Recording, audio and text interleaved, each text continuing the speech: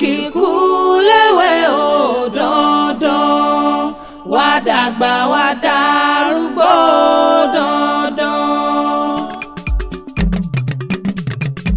Ẹ̀gbá ké ibẹ̀ lọ́làjú ti ṣẹ̀ wá, ọmọ Ẹ̀gbá ló máa yé jẹ́ o. Kògókògó lòun agogo rò ó, pọ̀nlápọ̀nlá lòun bàtà. Òṣùpá akéwì mo tún ti dé bí ṣe mi o, mo dé wẹ́rẹ́wẹ́rẹ́ bí èjì alẹ́, èmi dé kùtù àìbéèkì yálẹ̀ ta. Mo dé pàpàpà mo tún fẹ́ gbọ́ wíwín ọ̀rọ̀ lẹ́nu èmi, ó dìlé màmí Ìyábọ̀ Òjó.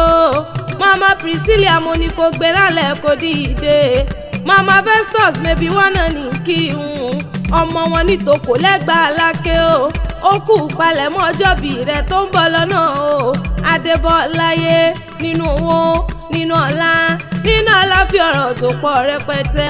Àmọ́ bí ọjọ́ Arẹwà lóbìnrin, Ẹ̀gbágbèje lórí ìreyeye. Ẹ̀gbá nílé o nítòkó lẹ́gbàá lákè. Ẹ̀gbá ọmọ èrò lọ́kọ̀ mọ́ olúpọ̀jọ́ bí ẹ̀yin lọ́mọ asẹ́ tí mú mi kíkan. Ẹ̀gbá ọmọ yùmùyùmù lóró òkè o.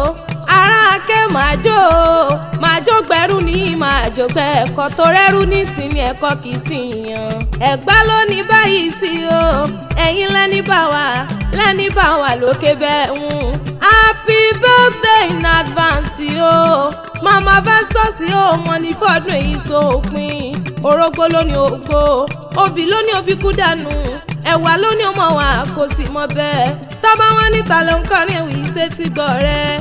Òṣùpá akéwì lèmi jẹ́, àfijọ́ akéwì tí wọ́n ń wí, àfijọ́ akéwì tó gbòde, ọmọ wọn lókè o. Gúnugún kíkú léwe ò dandan, wá dàgbà wá darúgbó.